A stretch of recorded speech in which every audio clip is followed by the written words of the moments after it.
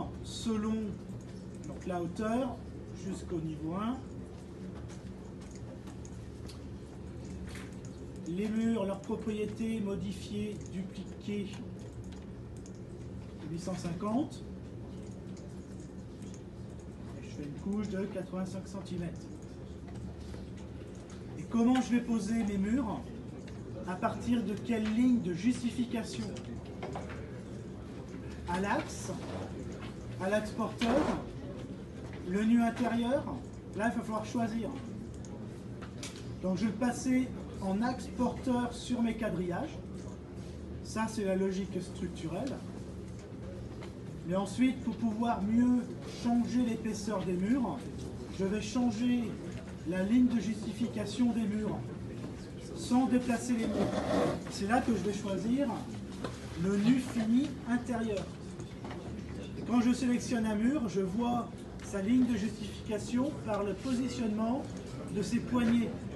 Donc là, les poignées de mon mur sont placées sur le côté intérieur de mon mur. Les flèches donnent toujours le côté extérieur du mur. Intérieur, extérieur. Et lorsque je vais donc copier mes murs, CTRL-C, je vais les coller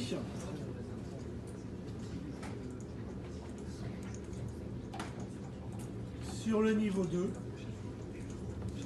pour les avoir entre le 1 et le 2.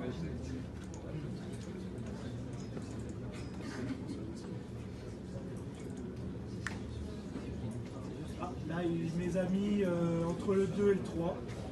Non, mais parfois il me fait mentir. Donc entre le 1 et le 2.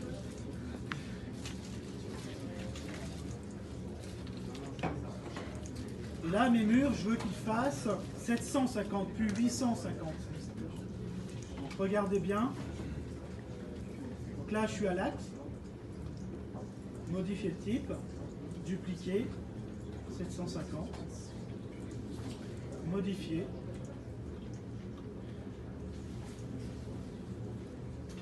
Ma ligne de justification est bien sur le nu fini intérieur.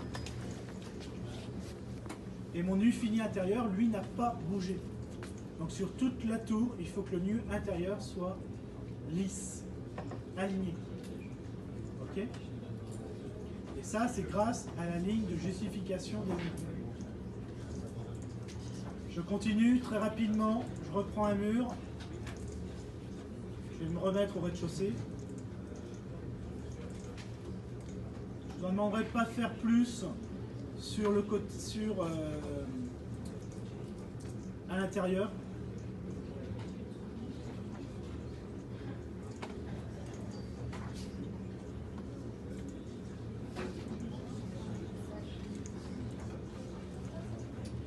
Cette zone-là, je vais le réserver pour des ascenseurs. Pour rapidement faire des ascenseurs sur toute la hauteur de ma tour et faire le vide de cage, donc la trémie dans mon sol, je vais utiliser l'outil cage, ouverture, cage. Je vais dessiner l'encombrement de ma cage, de mon vide. Et mon vide part du niveau 0 jusqu'au niveau 49. Et à l'intérieur de ma cage, je vais dessiner avec des lignes symboliques. Eh bien, je vais symboliser des ascenseurs.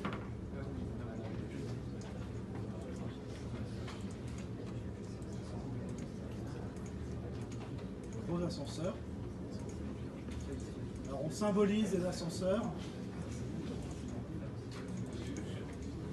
Un rectangle, une croix, un petit trait au milieu ici pour faire dire on monte par là.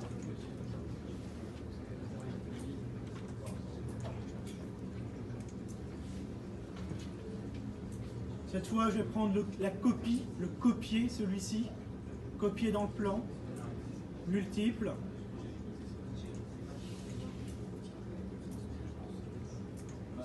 « 3 mètres, 3 mètres, 3 mètres. »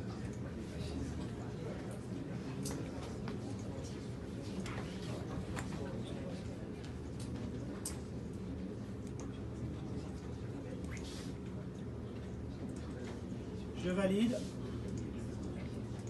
Si je passe sur n'importe quel plan,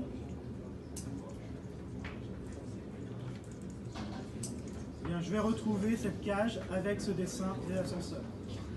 Et en 3D, alors je n'aurai pas le dessin de mes ascenseurs en 3D, mais j'aurai le vide. Voilà, j'ai un vide de cage. Et là, c'est percé.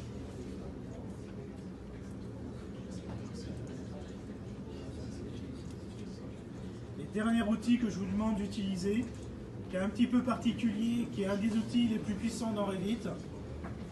Il ne paraît pas comme ça, mais c'est très puissant. C'est pour faire les façades. C'est les murs rideaux. Donc ça se trouve dans les murs. Et c'est une famille de murs. Là, on a utilisé les familles murs de base. Vous avez des murs empilés. Et on a les murs rideaux. Je vais prendre un simple panneau. Et sur le bord de ma dalle, je vais dessiner ma façade. Ma façade qui va aller jusqu'en haut.